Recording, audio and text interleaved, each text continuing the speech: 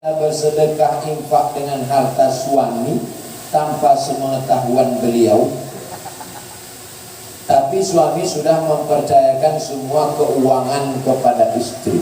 Ini bapak ini termasuk anggota ISIS, Ikatan Suami Takut Istri.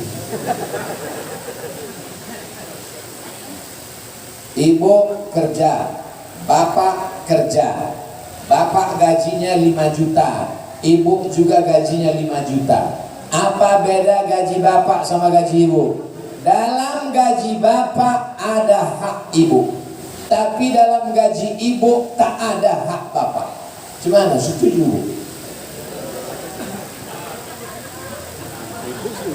Dalam gaji bapak yang 5 juta ada hak ibu, ibu boleh ambil.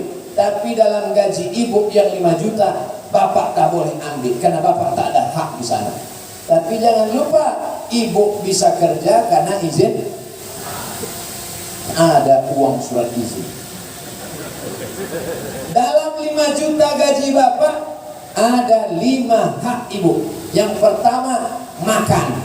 Ibu sudah makan? Dari bunyinya belum? Yang kedua, pakaian. Alhamdulillah, ibu sudah punya pakaian. Keluar sedikit kita dari sini, banyak perempuan yang belum dapat pakaian. Yang ketiga, tempat tinggal. Insya Allah ibu semua sudah punya tempat tinggal sesuai kemampuan suami. Jangan ibu tuntut minta istana megah, mati mendadak nanti dia.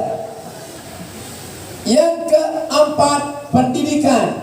Mestinya bapak yang mendidik ibu, tapi karena bapak tak sanggup mendidik, suruh dia sering-sering datang pengajian ke As-Sudaniyah.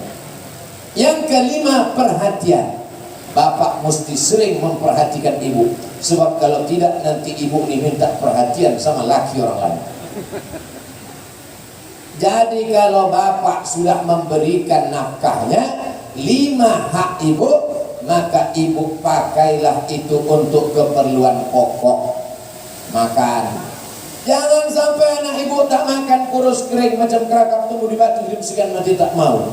Kenapa anak kita ini kurus, bu? Duitnya sudah habis ku infakkan sodakoh ke pintu musola dahlaniyah karena kelelawar masuk. Berarti itu temuan BPK karena salah alokasi dana. Tapi ibu berinfak, bersedekah dari kelebihan ibu. Hilangkan keinginan beli gelang, cincin, subang, anting. Ibu hilangkan keinginan duniawi. Ibu tabung-tabung untuk bersedekah, maka ibu dapat pahalanya dan bapak itu pun juga dapat pahalanya, insya Allah. Amin ya rabbal alamin.